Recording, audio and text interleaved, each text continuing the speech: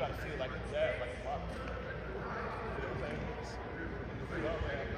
That was exactly what you played. That was exactly what you did.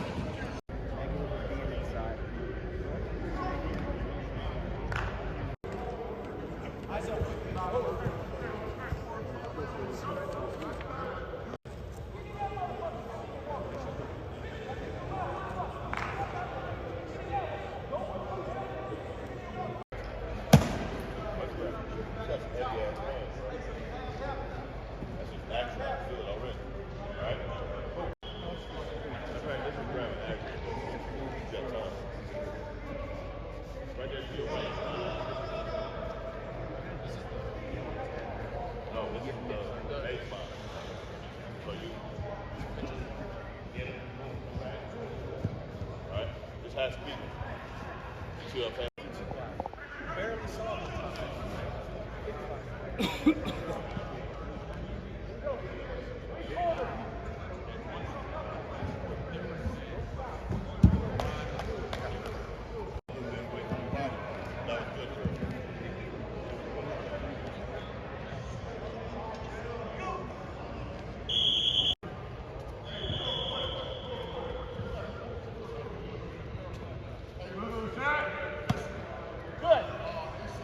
No, not really. Like when you're a kid growing up in Ireland, like the NFL is the furthest thing from your dreams. Like, you know, you could say it's a dream, but you don't even dream that big, really. So, no, it wasn't something that was in my head. But yeah, I'm just glad to be here and grateful for the opportunity. Yeah, it's just a testament to all of the work that I put in, honestly. Like I said, it's just one of those things that fuel the fire. I always felt that I was overlooked and undervalued. So it just helps me, you know, whenever I'm like, oh, get comfortable or anything. Remember, guys didn't think that you should be here. Mm-hmm. I had a teacher to tell me when I told her that I want to be a professional football player, get a real job. That it's not possible. So, you know, I always try to do the impossible to other people, even though I know that it's possible.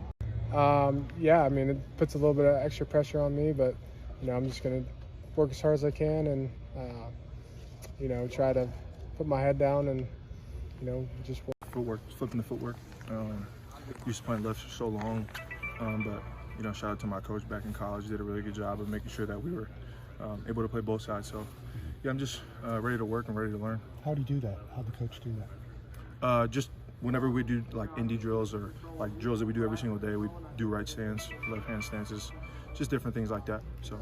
Lefty quarterback with Penix, right-handed guys here. Does that make the transition a little easier in that context? I mean, for me, regardless if the quarterback can see my rusher or not, I got to block the guy. You know what I mean? So that's my mindset, whether or not I'm on the backside or the front side. So, in terms of the run blocking aspect, though, I know Coach Tomlin, the night you were drafted, talked about how left-hand dominant you guys were in that regard. Can that still happen on the right side? Is that the hope for you? Yeah, I mean, leaning into you on that side of the formation potentially. You know, I would hope. I mean, you know, I'm very confident in my ability and whatever. You know, plays called, I'm going to try and do my best to execute my job. So, before you met Mark Bruner, did you know who he was and how has the relationship developed? I did not. You know, I met Carson first before I met his dad, and then Mark Bruner showed up a lot at our practices and at our facility, and I got to know him a little bit more. And he was always a resource that I could use. And yeah, props to him, man. He was a big role model for us, you know, as a team, not even just me. And being here, and you know, it's some big shoes to fill, but you know, I'm ready for the challenge. How long did it take you to find out he was a Steeler? What was that? How long did it take you to find out he was a former Steeler? That'd be like my 2022 year, like my 4th year. Yeah, it was when I really started to get close to him. So. How was it lining up with Mason? Oh man, he's a beast. I mean, I get to, you know, I'm fortunate enough to have guys like that next to me, and right now we're just trying to work on making sure that we can gel together. So, because you know, you can't play O-line, you know, independently. Like it's a collective 5 out there, and right now just try to make sure that I gained those guys' trust. So you won like 1 million national championships at South Dakota State.